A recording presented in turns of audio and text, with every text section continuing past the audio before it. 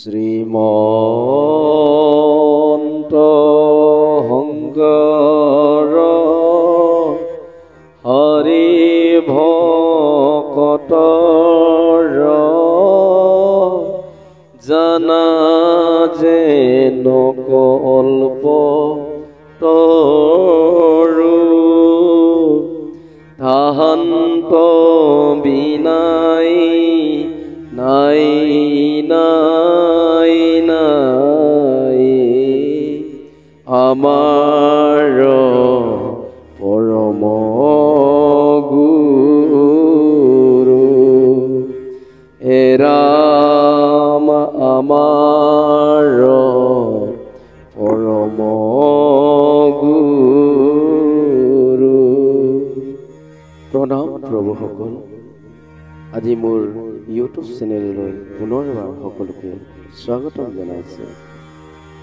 আৰু আগতে আমি আগৰ ভিডিঅ'ত আলোচনা কৰিছিলোঁ যে পাণ্ডৱসকলৰ ইমান শক্তিশালী ক'ৰ পৰা আহিছে, আৰু পিছত আমি অশ্বত্থামাৰ শিৰোমণি কথা ইয়াত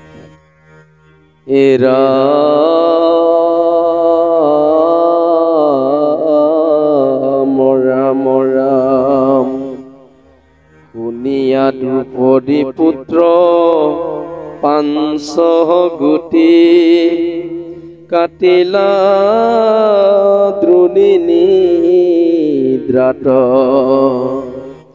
সুকেনো হিধিৰ হিয়া দৈ চিৰ ভৈলা যেন ব্ৰজপাত কৰিলা বিপুল বিলাপ পৰিয়া মুষ্টি হৃদয়ত হানি ধৰি ধনঞ্জয় প্ৰভু দিলা তাংক সুকে গদ গদ বাণী দুৰ্জন দ্বিজৰ মাতা কাটিয়া যাৱে আনি নেদুটাংক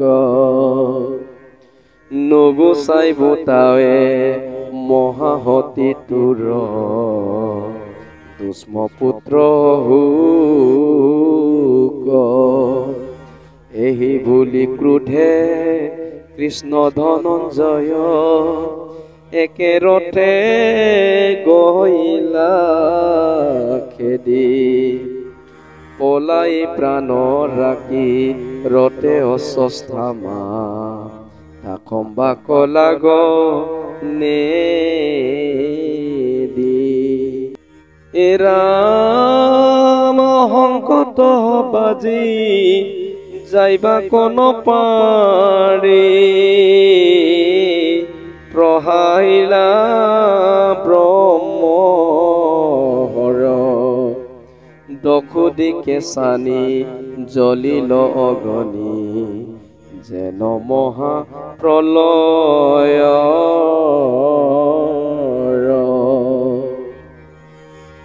হে প্ৰভুসকল, ইয়াত কৈছে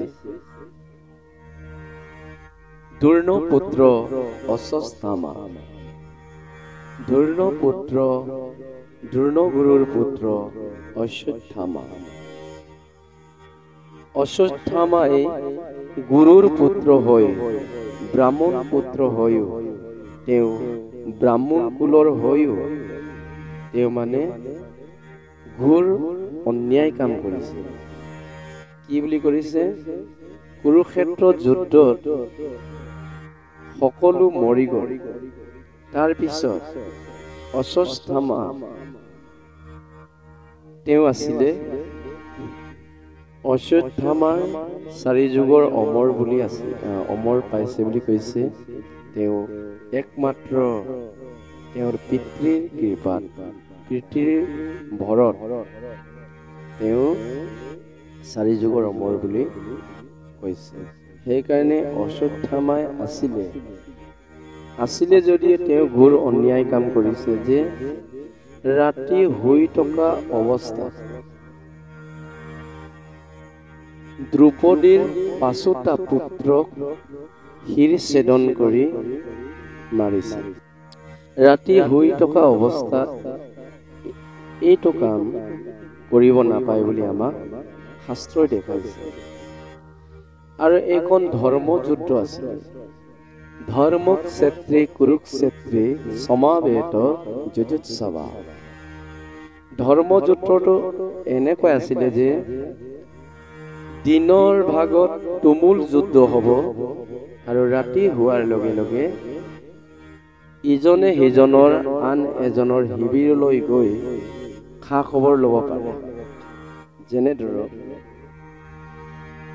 হে বন্ধু বা হে পিতামহ, আমাৰ শৰৰ প্ৰহাৰত আপোনাৰ আঘাত হ'ল নেকি, এইবুলি লিপ দিব পাৰে, সিজনে সিজনক খবৰ ল'ব পাৰে। ইমানে ধৰ্মযুদ্ধ আছিল। আৰু ৰাতি হোৱাৰ লগে লগে সূৰ্য অস্ত যোৱাৰ লগে লগে এইখন কুৰুক্ষেত্ৰ যুদ্ধ সমাপন হয়। আৰু ৰাতিত অহা যোৱা কৰি সিজনে সিজনৰ শিবিৰলৈ খবৰ লয়। আৰু ৰাতিপুৱা সূৰ্য উদয় হোৱাৰ লগে লগে এইখন যুদ্ধ হয়।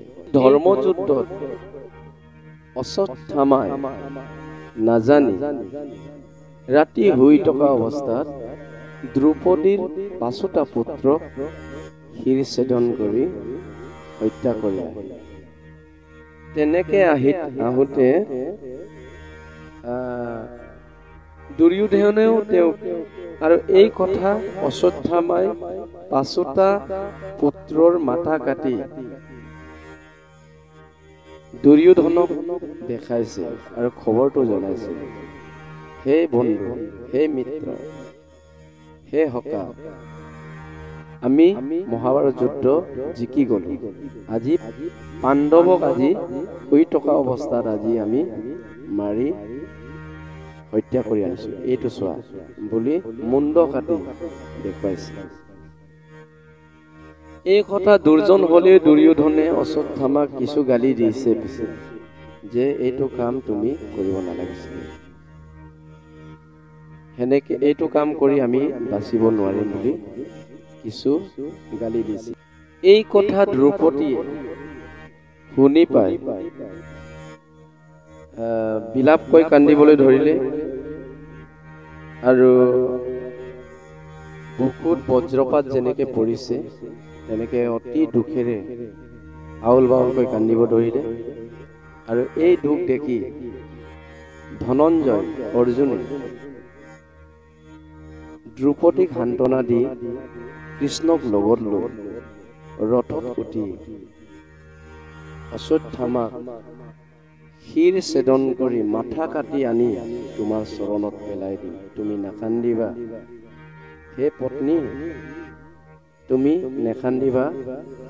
আমাৰ পুত্ৰক যোনে হত্যা কৰিছে সেইজনক পুনৰ মাথা কাটি তোমাৰ চৰণত মই অৰ্পণ কৰি দিম, তুমি নেকান্দিবা। এতিয়া ইয়াক মই সুদাই নেৰো বুলি ধনঞ্জয় আৰু কৃষ্ণই একেৰথে গইলা খেদি, মানে খেদি গৈছে। আৰু খেদি গৈ পলাই প্ৰাণ ৰাখি ৰথে অশ্বত্থামা তাখম বাক লাগে নেধি, সংকট বাচি যাইবাক নপাৰি প্ৰহালীৰা ব্ৰহ্মা হয়। সংকট সময়ত অশ্বত্থামাই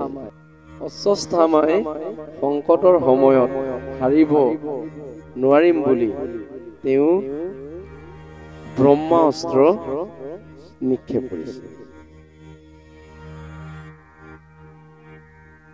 আৰু ব্ৰহ্মাস্ত্ৰ নিক্ষেপ কৰাৰ লগে লগে লেলিহান জুই জলজত পটপটকৈ জ্বলিবলৈ ধৰিলে।